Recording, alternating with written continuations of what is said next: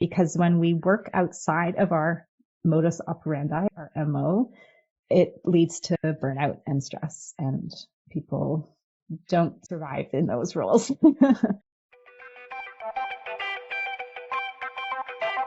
You're listening to the No Labels, No Limits podcast with best-selling author Sarah Box. We focus on the mantra, no labels, no limits, no excuses.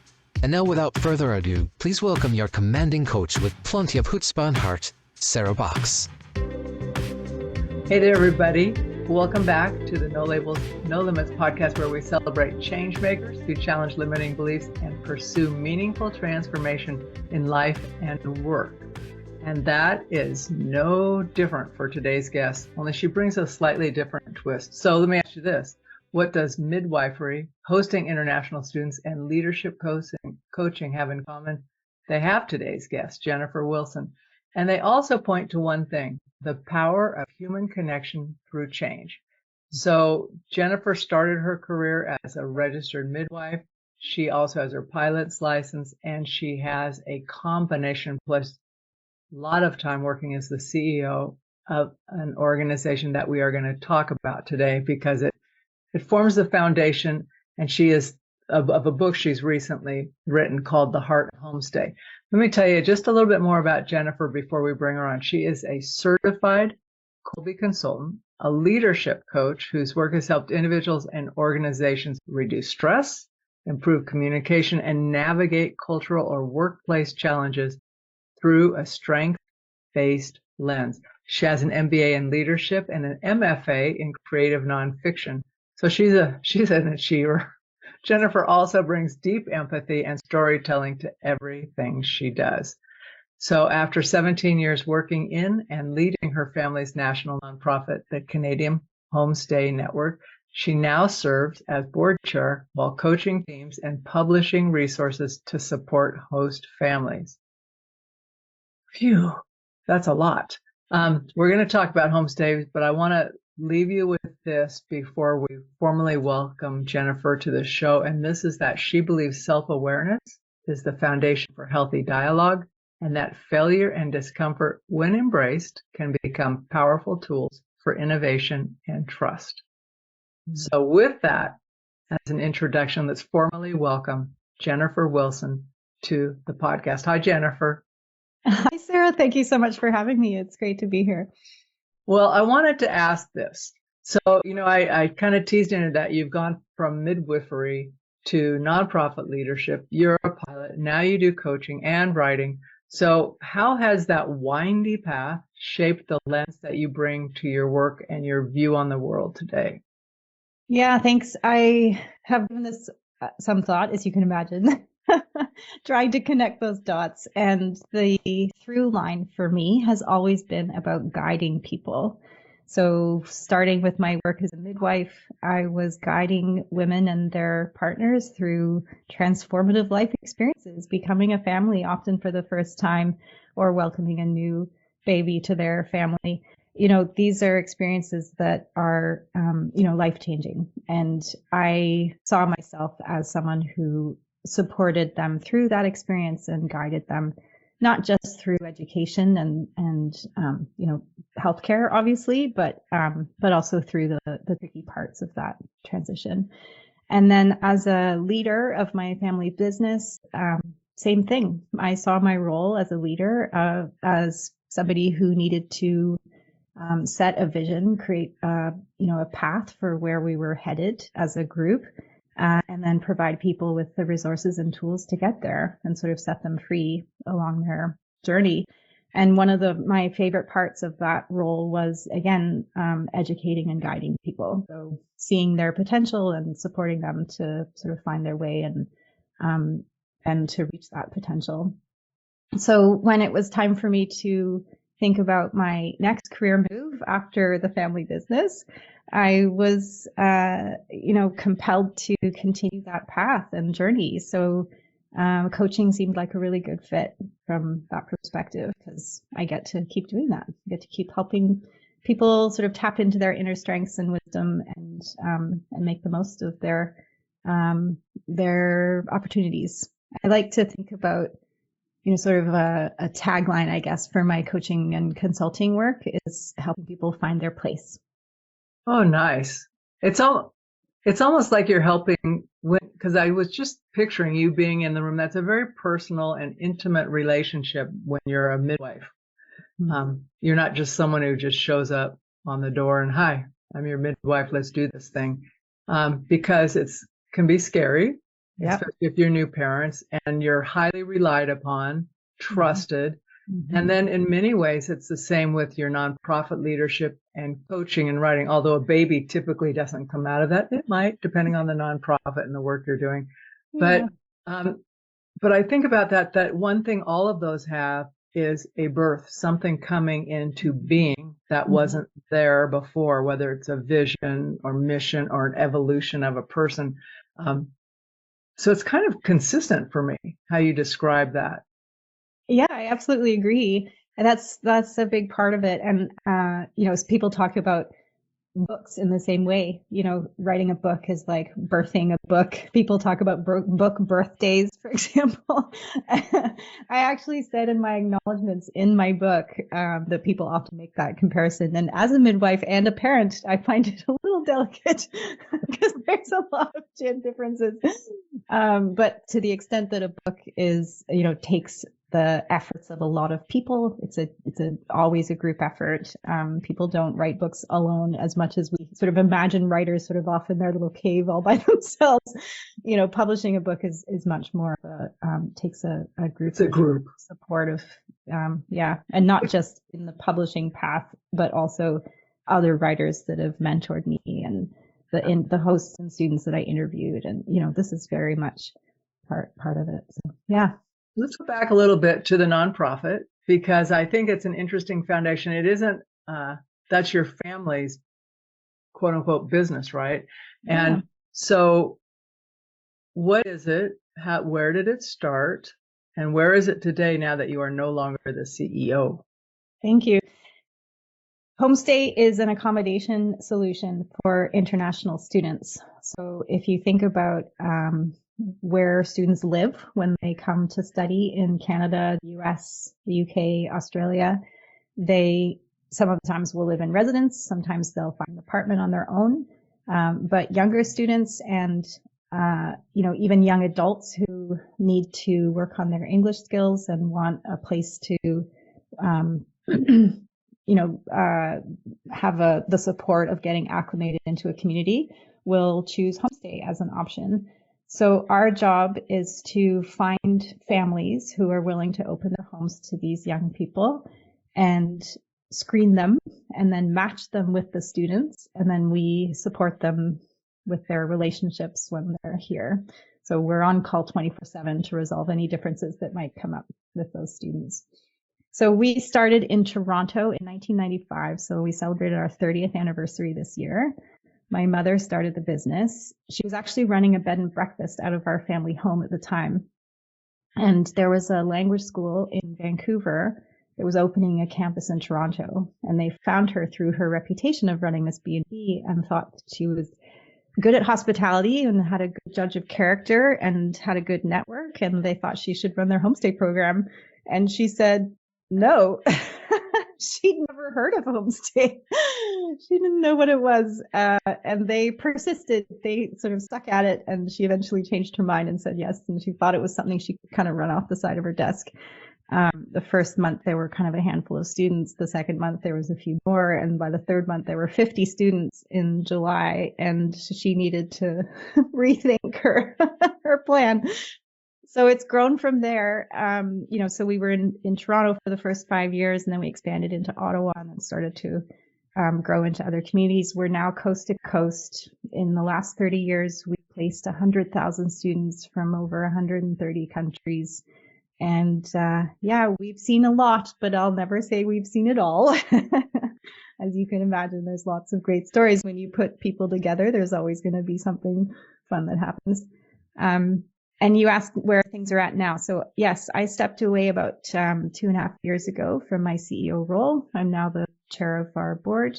And we asked two folks from inside the company. So our director of operations and our director of finance are now serving as our co-CEOs. So we have two folks who are leading the organization, and they're doing a tremendous job. That's what I was going to ask you, because that's a model that isn't that widespread. People talk about it and then they don't necessarily plan it out, because it's different than having just you as the CEO when you have co-leaders. So how did you balance that? In terms of the co-leadership model? Yeah, the co-leadership, not just the roles, but the synergy maybe. Yeah. We actually worked with an HR consultant when we were imagining this as a solution for the leadership. And she gave us some great advice. She said that in order for co-CEO models to work, the two people have to be very different. And they need to have different strengths and different portfolios. So they have their own areas of responsibility within the organization. So one of them is primarily responsible for operations, and the other is the sort of finance, IT, HR kind of director. And then they have some shared accountability. So they do have to work together, obviously, as well. And that has, certainly been the case for us. These two individuals are very different. They bring different strengths and backgrounds and experience and training and so on to the role. And they work really well together. And both of them want to be co-CEOs, which I think is also really important. Neither of them want to do it alone or without the other. And they've really nurtured that collaboration, and that's a really important value for us as an organization. Even though I was a sole CEO, I always worked alongside my parents. Both my mom and my dad were very active in the business right up until we all retired at the same time, actually. And so in some ways, I think back on our working relationship, and in a way, from that point of view of collaboration and support, we always had that. We were always working in that way. So we had modeled that for our co-CEOs. So they'd kind of seen that in action already. Yeah. Nice. Well, and also then the team that works with the organization, it's not a foreign concept. That's right. Yeah. No, and as someone who's been a CEO, it's actually a lot more fun to have someone to do it with. Yeah.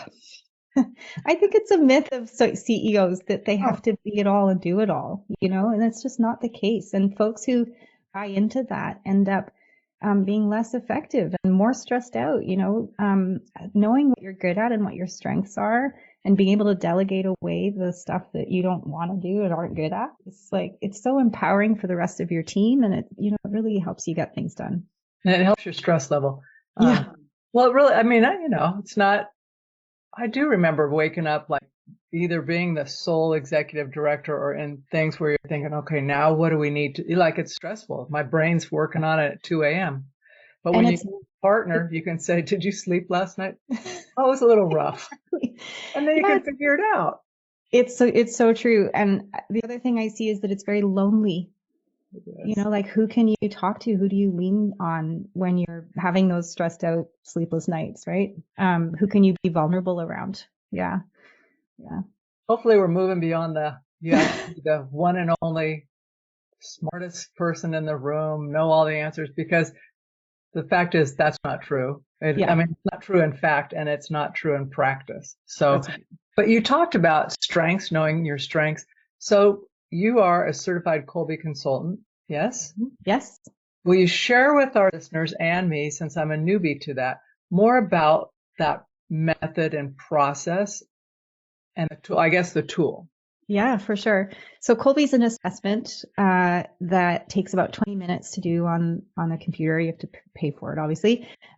So it's like people often liken it to a personality assessment. You may have heard of Myers-Briggs or DISC or StrengthsFinder, those sorts of things.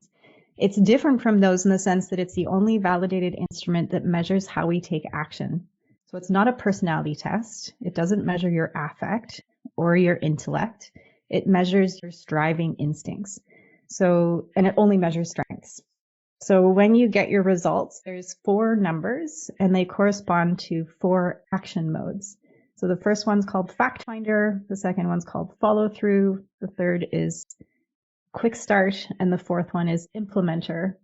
And each of these action modes have a scale from 1 to 10 that sort of reflects a range of approaches. And you tend to have one number that's bigger than all the others, and they call that your initiating action. So, for example, my numbers are 8, 4, 4, 3. So my 8 is my initiating action. That's my fact finder.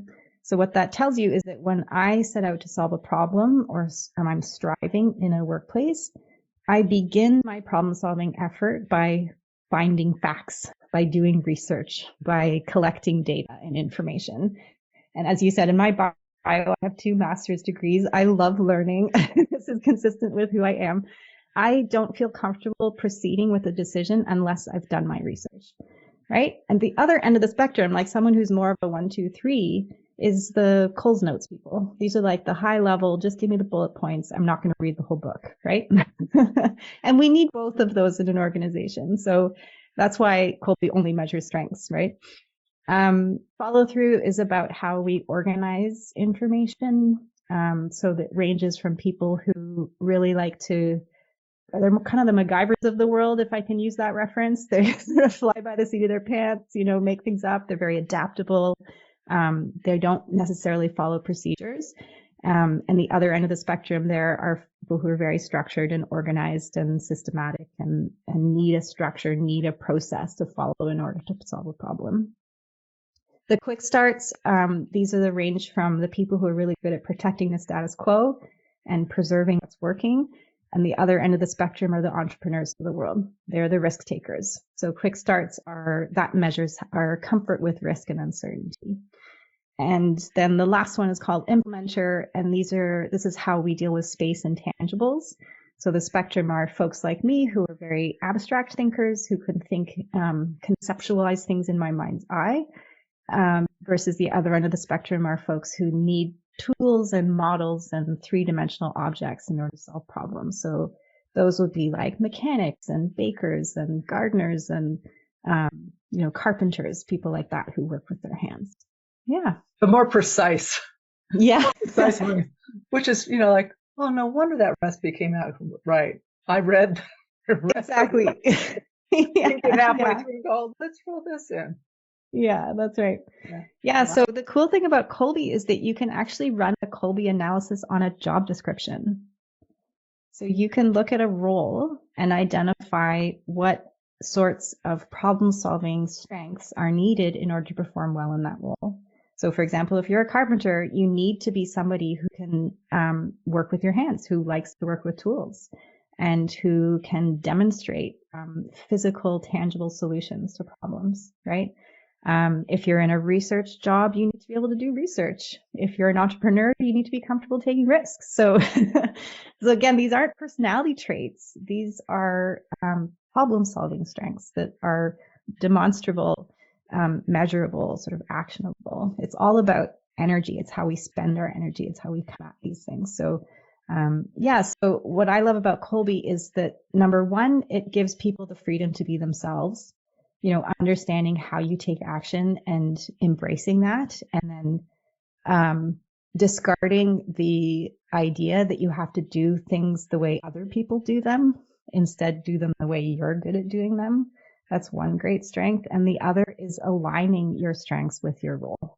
So understanding that you're in a position that is suited for your strengths, because when we work outside of our modus operandi, our MO, it leads to burnout and stress, and people don't survive in those roles.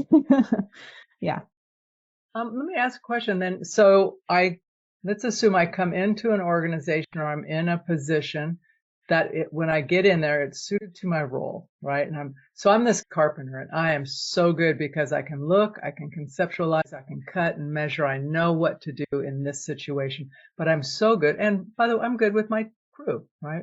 Yeah. But now, because of that, I'm promoted up, and I am not good at the other stuff, nor do I like doing it. What happens in organizations when that happens? I think two things. So it's funny you're using that as an example because I've worked with a few carpenters who have been promoted into leadership positions, and it's tricky for them because they're used to being on the tools. They're used to showing people how to solve problems, not explaining over the phone or on a video call, so that transition can be very challenging. And that's part of the reason is that they're working outside their comfort zone and their MO. So there's two options. One is to modify the expectations of the role. So again, instead of making them work behind a desk and, being on the phone, you actually let them be out on the job site. That's where their strengths are. That's how they work best. So allow them to lean into those strengths and craft a leadership position that allows them to make the most of those strengths. Or so either modify the job or you modify the person, and maybe they don't end up in that role. Like maybe they decide that that's not a great fit for them and that they need to be in a different position. And that can be a good solution for everybody. Nobody wants someone unhappy in a job. So yeah. No, it's interesting to me because there's people who are now long retired from their roles who they were so good and they said, we want to promote you up. And this one guy said, I'm not doing it. I'm not taking that promotion. I love this, right? And he could have been like 2 or 3 levels up by the time he retired. He says, no, I don't want to do it. And he knew himself well enough to know. Yeah. But he also had the fortitude to just stay his own path. Be himself, like he said, just be yourself in the role and he was super good. People relied on him and everything. So, but I wonder, because oftentimes that's a conversation I'll have with organizations is we really want to promote this person, but this is the job description. And I'm thinking, what is the question? Yeah. Is the question, can they do it? Because my question is, do they want to do it and feel, or do we need a different solution? Yeah. Can they do it? Do they want to do it? And are you as a leader in that organization willing to let them do it their way? Right? There's not one way to get things done. I was part of a program called Strategic Coach that was really helpful, organized by a gentleman called Dan Sullivan. And he has one of the sort of the tools that he talks about is this principle called who, not how. And that's the whole message is like you find the right people and put them in the right seats. But then you set them free to do it the way they want to do it. And just figure out what the targets are, what the results are that you're looking for, but don't tell them how to do that. Yeah. Yeah. And sometimes things come out so much better than you could have planned because they just do. Yeah. Because everybody has their innate strengths that they can bring as long as you're all going in the right direction. That's right. Going.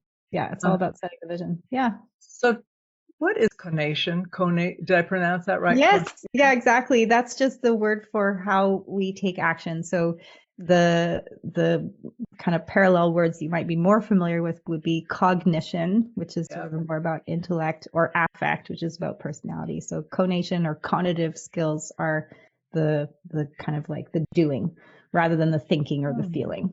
Yeah. I think that might be one of my new favorite words now. There you go. Because I'm good at the cognition. There you go. I'm better at the feeling part, but the action, getting going on it. Yeah. Okay, my new word for the day. When you have that in place, what transformations have you seen in organizations? Because I can't imagine that you could really see something beautiful come out of an organization. Yeah. So just as we've talked about the importance of embracing people's strengths, we also, when we look at teams as a whole and all of their Kolbe profiles together, one of the things that's really important to recognize is diversity. Understanding that a lot of organizations will tend to fall into the trap of what's called cloning in Kolbe speak, where you've identified a role and a set of skills that are required for that role, and you end up recruiting the same people with the same strengths. And so, for example, if we have a lot of fact finders on a team, you end up with analysis paralysis because we all love to do our research and we don't know when to stop. So one of the great gifts of doing Kolbe for a team is identifying the few people on the team who have different strengths from everybody else and really celebrating those strengths. So, if you've got a bunch of fact finders and you have one person who's sort of outside that MO, reminding all the other fact finders on the team that when they need to draw their research to a close and make a decision and move on, that they can so-called borrow the energy of that one individual who's got the opposite strength from them. Another thing that I've seen work really beautifully is when that one person is the only one on the team with their set of strengths, is to, again, celebrate and embrace that. But it helps to explain why those people work so differently. So just like any assessment you do for any team, noticing those differences and providing a vocabulary and language to explain it can really diffuse any tension or conflict that's come up because of it. So for example, a lot of leaders of entrepreneurial organizations are long quick starts. And that's amazing because they're willing to take risks and they love to brainstorm and they're full of ideas. And it can cause tension on teams because they might switch tasks, or, they're going to change the vision, or, this month we're doing this project and then suddenly now this other thing is the priority. They might throw a lot of ideas on the wall and they don't expect all of them to stick, but someone who doesn't understand that will go chasing after every single one and try to follow through on them. And knowing that that's not actually their expectation is really helpful. So a lot of the work I do is explaining how that quick start operates and where their strengths are. Another thing about quick starts is they love to work the last minute. So don't expect them to plan in advance and give you a lot of warning. And on the other hand, if you want them to get something done, give them a really tight deadline. So this is the kind of stuff that, like, knowing that about your leader in this case, if you work for a quick start, and just getting that about them and then adjusting your expectations for how you work together, can really set people free and help them kind of move past some of those, uncomfortable bits that may have been holding them back in the past. Well, it can feel, it makes perfect sense. I mean, I'm laughing because I'm thinking, oh yeah, I remember, okay, now this and this and this and this. And I'm thinking, okay, in my head, I'm reorganizing. I'm thinking, okay, that immediately puts this up higher as a priority. Okay, I can do that shift, right? So you hustle, you get it done and you find out, oh no, I was just kind of talking out loud. I'm thinking, exactly. Okay. Well, after that happens a few times, you go, okay, is this a for real thing? Or are we just kind of thinking? Yeah. But if you don't know that about different people's personalities, or in Myers-Briggs, it'd be the external person, right? Who's just talking here, and it doesn't mean anything until you actually say, have we reached a decision on something, right? That's right. Yeah. They're just talking, but because of the fervor and the clarity with which they speak, people think it's a done deal. Yeah, that's right. That's exactly right. I wasted a lot of hours on done deals that weren't even things. Yeah, so that's right. I can own that for myself. But I do know that when people can see other people or see how they approach and take in the world, we can cut ourselves and other people a little slack and also be more willing to say, can you tell me what really is happening here? Like, are we stepping out? Is this a change in direction? Yeah. Because I've been guilty of just talking about some stuff. People go, so do we need to do? And I said, no, I'm just telling you what my brain's at right now. Because in case it comes up, I need you to be able to say bad idea or good idea. Yeah. It's whether you're a leader or a teammate or a follower or what, it's helpful to know and then to be able to say, I'm unclear on what's happening. Yeah. And again, like having that language to say, is this you just being a quick start right now? Right.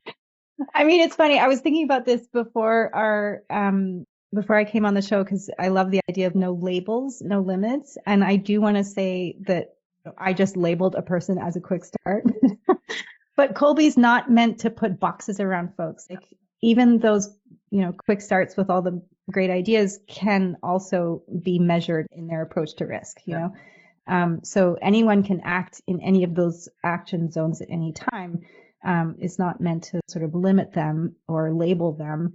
And there is, predictable sort of patterns of behavior that we can identify and talk about. Yeah. Yeah, no labels and no limits for me really are the self-labels and self-limits that we put on, right? Yeah. It's like, because there aren't, labels help us categorize. If we didn't name and label things, we'd stand around like blowing bubbles and going, what? What's a store? What's the road? We have them there for organizing principles in our brains and in our world. But for me personally, and as I've grown up and grown through decades, it's like I've also watched people self-label and limit themselves, or have other people say, well, because so-and-so's a really good carpenter, they couldn't do this job. When in fact, if you talk to them for a minute, you think, wow, they have a really creative mind. We should just let them loose on this. Yes. Yeah, for sure. Yeah. Yeah. So I love that. It's a paradox. No labels, unless they're helpful to you. Perfect. That works. Yeah. Good. That's a good one. You talk about normalizing discomfort and failure.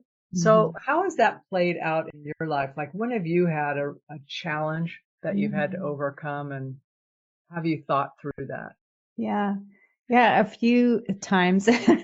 One of a more recent example, of course, was deciding to leave my CEO role. And there were a lot of folks who said, you're in your prime earning years. Why are you abandoning this amazing executive position and to start out on your own and start over and to pursue a creative path, being a writer, it's, there's no money in that. And I think, that's one example of a time when I've, had to kind of quiet those voices and really do what I thought would be best for me. And that involves being a novice again, in my midlife, starting over. And that's pretty scary. And there's a huge chance of failure. There's a big risk that, that my book doesn't sell, or that it doesn't find an audience, or that I can't grow my coaching business in the way that I would have liked.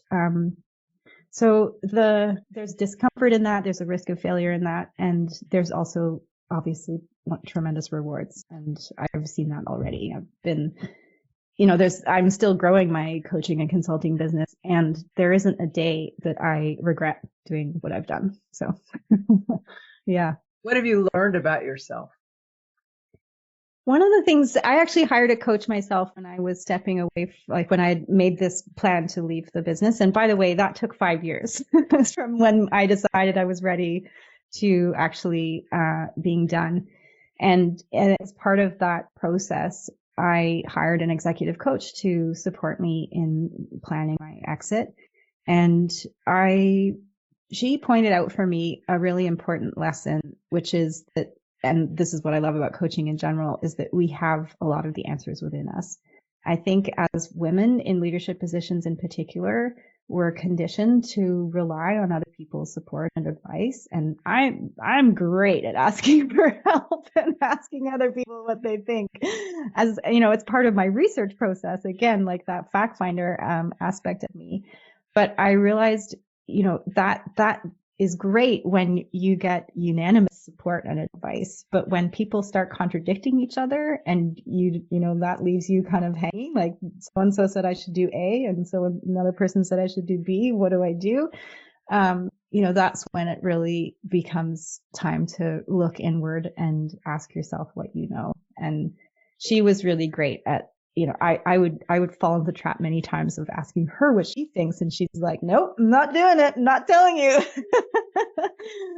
And then really forcing me to lean on that inner wisdom and my own strengths, which was a great gift to me. Yeah. Yep, that is a great gift. And I think it's interesting to come to know ourselves differently. Yeah.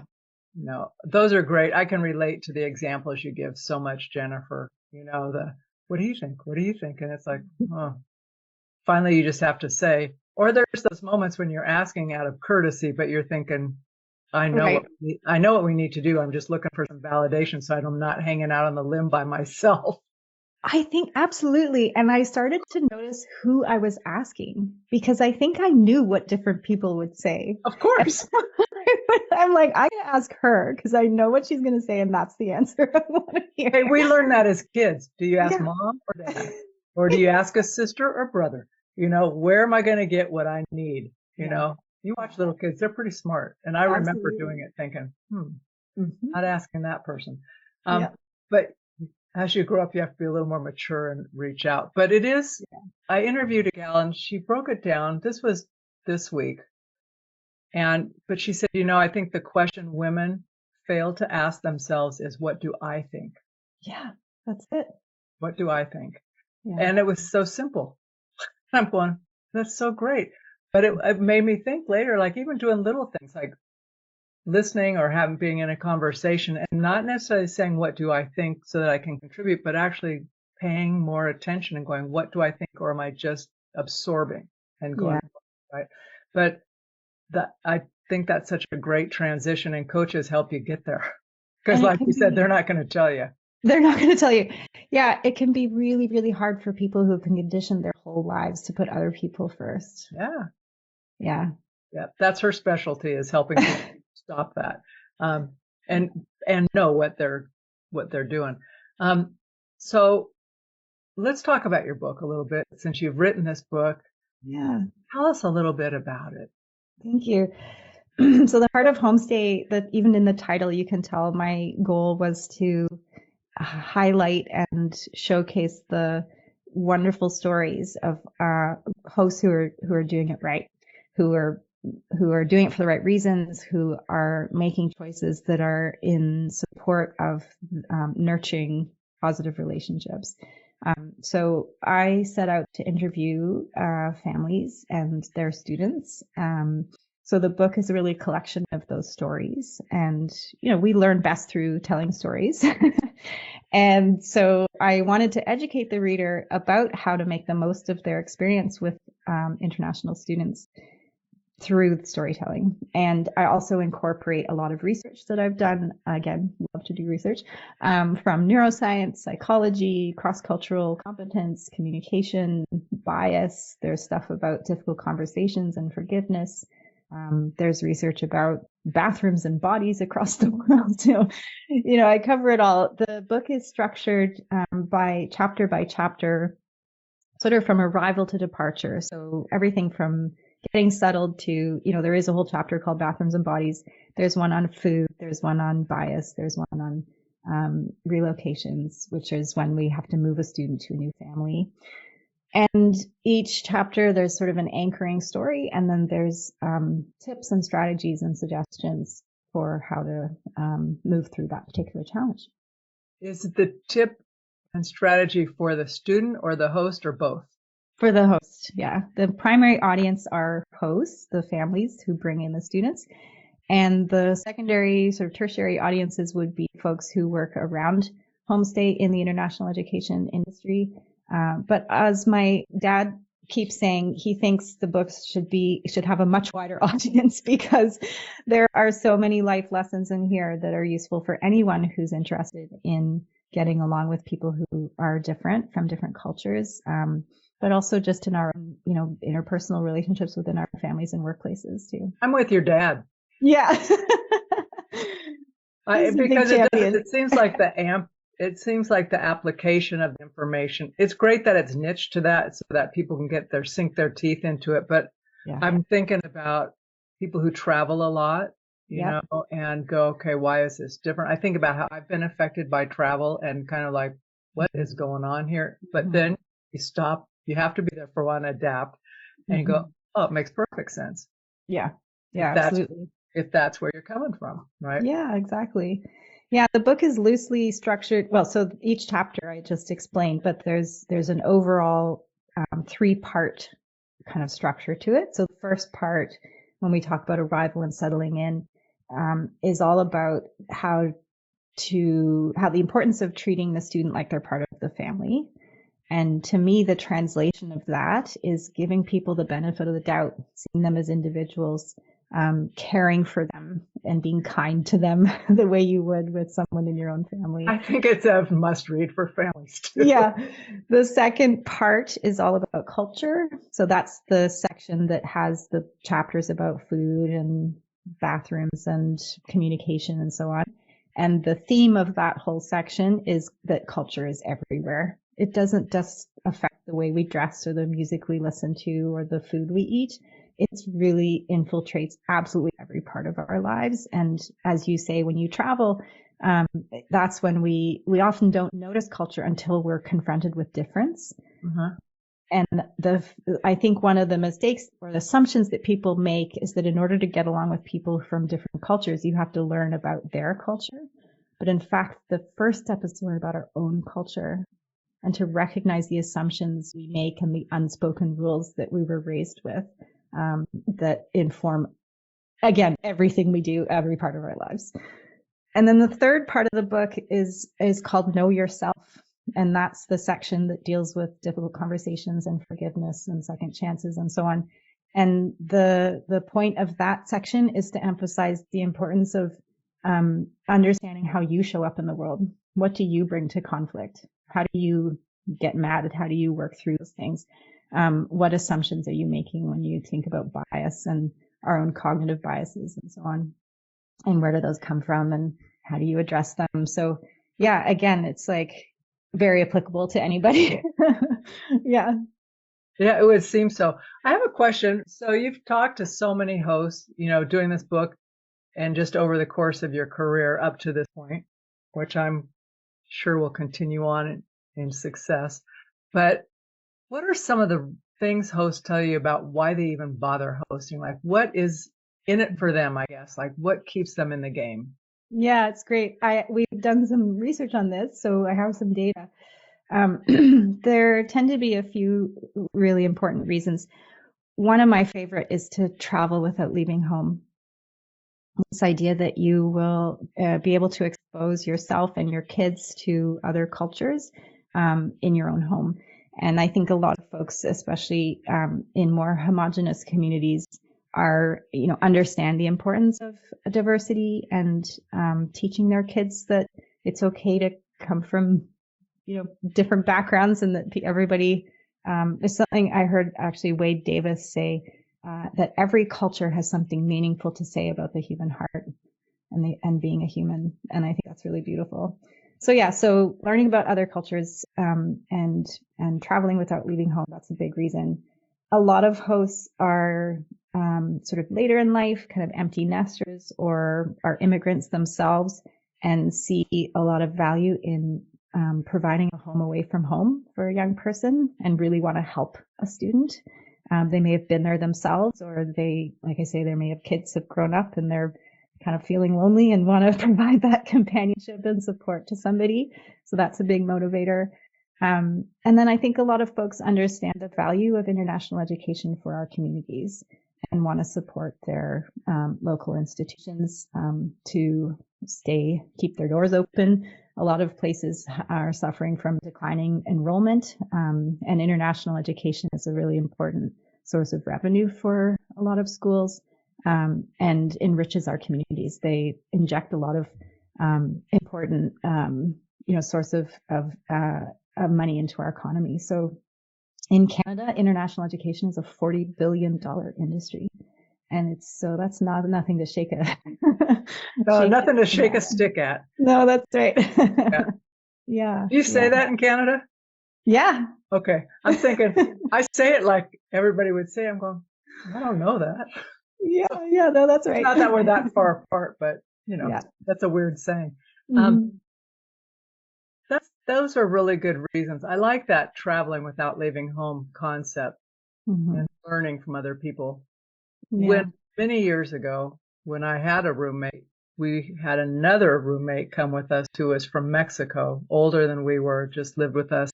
And I learned so much from her because she was, first of all, she was older, so she was more mature. That was helpful. That was helpful in and of itself. But the way she viewed the world, her kindness. So at one point we get invited, come on, we're having this party at my cousin's house or wherever it was. So we show up.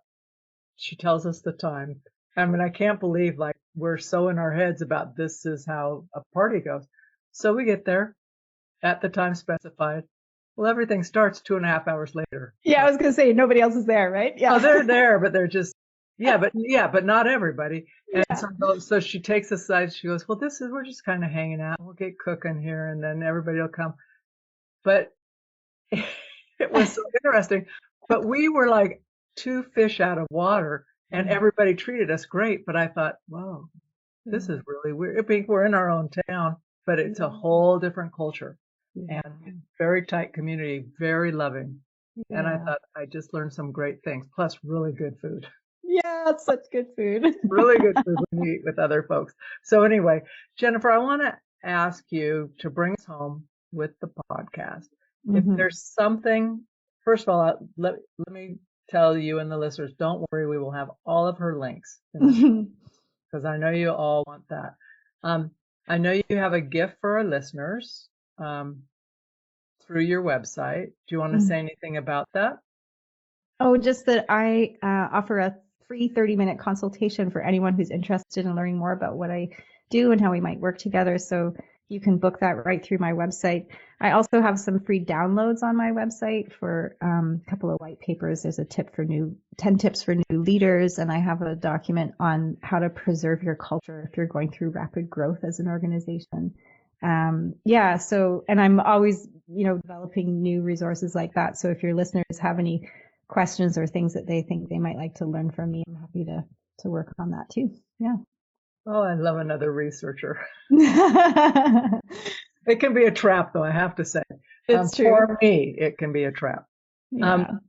Bring us home. What is something you want our listeners today to take away, either that you've already shared and you want to emphasize, or something you haven't shared but you think you'd really like to leave in the atmosphere of our conversation? Well, thank you for that invitation. One thing to emphasize that we've talked about is this idea of not necessarily, it's helpful to get opinions and advice from other people, but not relying on that. And really, as we said, knowing that you have the answers inside. And if you need a thinking partner to help you sort of unleash those and tap into them, to work with a coach, because they can be really helpful as a thinking partner. And the sort of new thing that I want to drop into our conversation that we didn't really have a chance to talk about, but I think is also a thread that's woven throughout all of my roles. I've always tended to work in quite stressful situations. So, of course, being a midwife, being on call, dealing with life and death situations, and in homestay, it sounds great based on what we've talked about, but we certainly have dealt with our share of emergencies, and it can be a very stressful job. And so I've focused a lot of my time and energy thinking about wellness and stress. So we talked a little bit about Kolbe strengths, sort of helping to address that. But I also want to just remind your listeners that wellness is not about avoiding stress, because that's just like life is going to be stressful and we're always going to be confronting things that are difficult. And it's not a state of being, it's a state of action.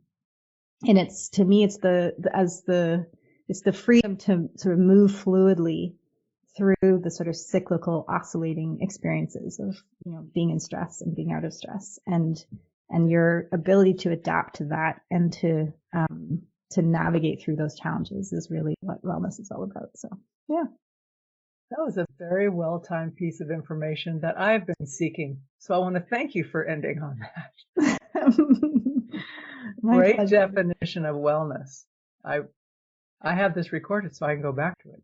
So, listeners, if you have taken away as much as I have from listening to Robin, please share this episode with a friend, a family, a colleague. If you are interested in becoming a host, please check out her website and her other resources. Obviously, check out her book. Because I do think you should reissue it with 2 different names, the same content, right? Just different audiences, because it sounds extremely applicable in other contexts. So, but give us a rating and review. We'd love it so we can get the word out for more folks. And until next week, have a great week. Don't self-limit, don't self-label, and enjoy life as you have it in front of you today. You've been listening to the No Labels, No Limits podcast with best-selling author, change agent, and strategic business coach, Sarah Box. You can grab the show notes and find out how to work with Sarah at sarahbox.com/No Labels, No Limits podcast. We'd love this podcast to reach as many people as possible. Please remember to rate, leave a 5-star review, and share the podcast with someone you think would get value from this conversation. Till next time, keep taking those daily action steps to align your purpose to your principles and achieve your goals in business and life.